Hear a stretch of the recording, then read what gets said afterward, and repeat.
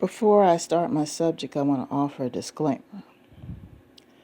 I am not knocking any government assistance programs because I'm going to mention this in this audio, and it's not a slight against anybody who's on government assistance who needs it.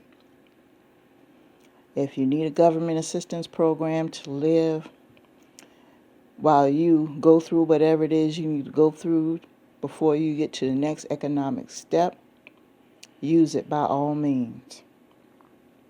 There was a time that I needed government assistance while I was going through what I had to go through before I got to the next economic step.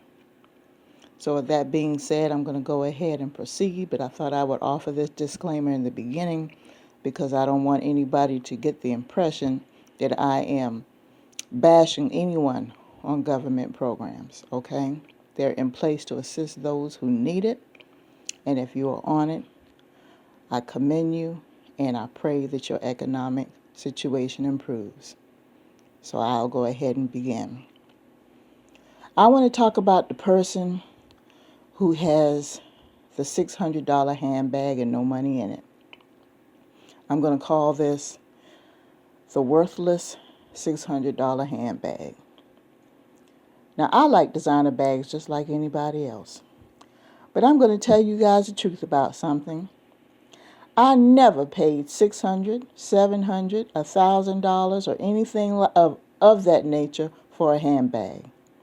Because I don't have that kind of money to spend for a handbag. Have I ever come across that type of money? Of course. Frequently. But I've never chosen to spend that type of money on a handbag. Because my mindset is just not to do that. I have made it a point to learn at an early age, at a very young age, how to allocate my funds. I was taught at a very early age, at a very young age, what a depreciating asset is. And things like shoes and handbags and cars and electronics, things like that, they're great to have, but they are consumable items that depreciate with age. So things like real estate and certain types of investments and things like that, those are things that grow in value over time. So when you get into things where you have money that, equate a paycheck or more, those are things that you invest in so they can grow. But we see a growing number of people, mostly people who are working low to middle income, that are obsessed with buying items that only the 1% can afford. Of course, you're going to see someone who has a 6 or 7 figure income that's walking around with a $5 or $10 or $20,000 handbag because to them it's a small amount of money compared to the income that they're bringing in. That person does not only have one stream of income. They have multiple streams of income coming in around the clock. You don't. You have one paycheck that you might get every week or every 2 weeks. You're probably living at or above your means. You probably have a median or below credit score. You probably have a mortgage, which means you do not own your home. You're just paying for the use of your home, which is a mortgage. Right now, the owner of your house is the bank or the mortgage company that you're paying to. You do not own that home until you get the deed to the home. You have a car payment, which means you are paying for the use of the car that is not your car. It belongs to the finance company or the bank that you are paying to. And until you get the title of the car, it will be officially yours. You probably have loans, personal or student or otherwise, to pay bills. You have some type of obligation every single month that you are paying for the use of something major in your life that you need to live, because we are living in a credit-based, consumer-based society right now. The cost of living is so high to the point where we have people that are making the median income of $50,000 a year that are literally do not own their homes. Once upon a time, if you were making $50,000 a year, you at least had a home that was halfway paid off. It's not that way nowadays, people, and it's unfortunate.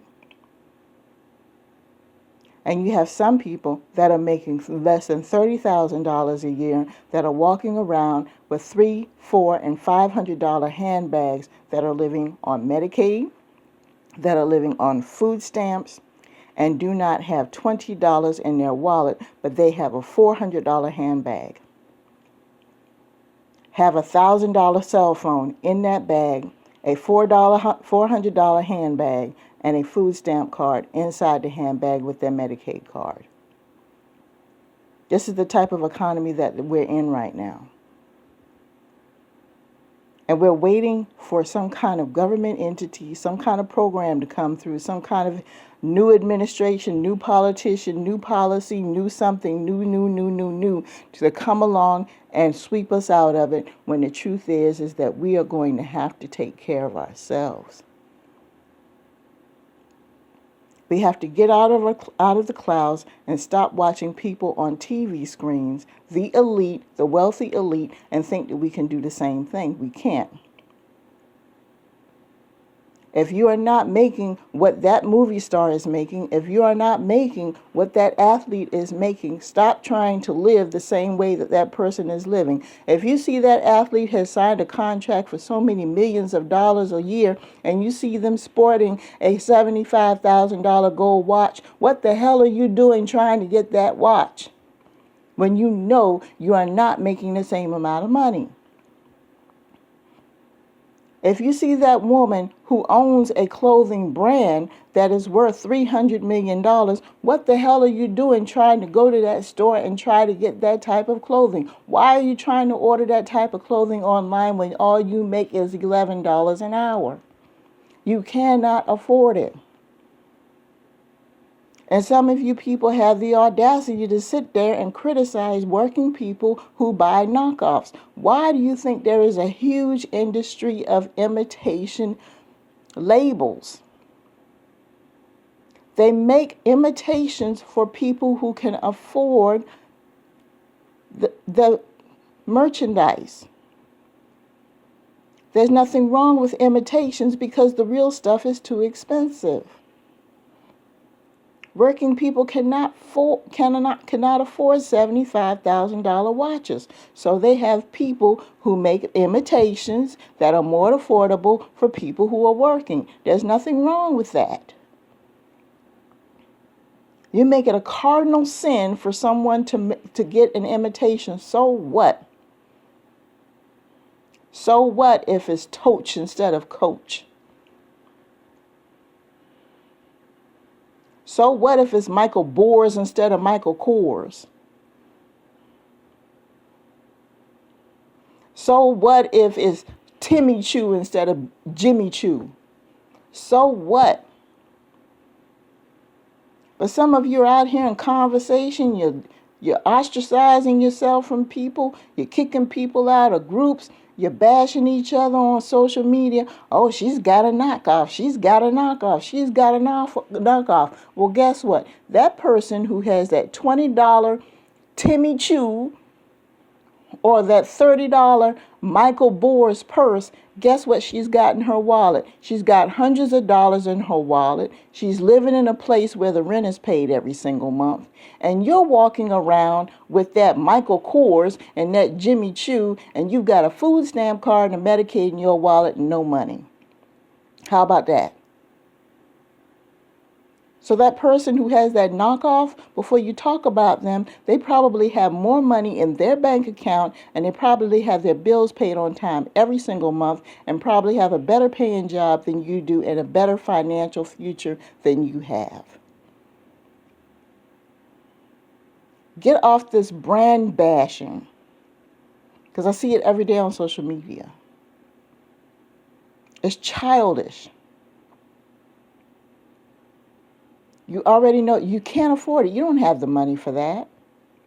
It's good to look at. It's good to admire. I see pictures every day of movie stars wearing these beautiful jewelry and beautiful clothes and everything else. But I can't afford that $13,000 dress that I saw on the red carpet at the awards ceremony. I know that.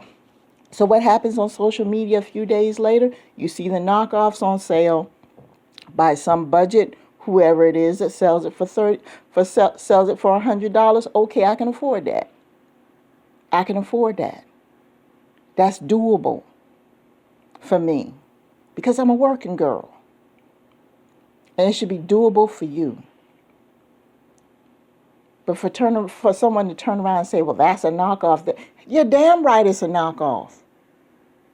Because I know what my bank account looks like. Do you? With that being said, I'm going to go ahead and let you guys go. Peace to you all.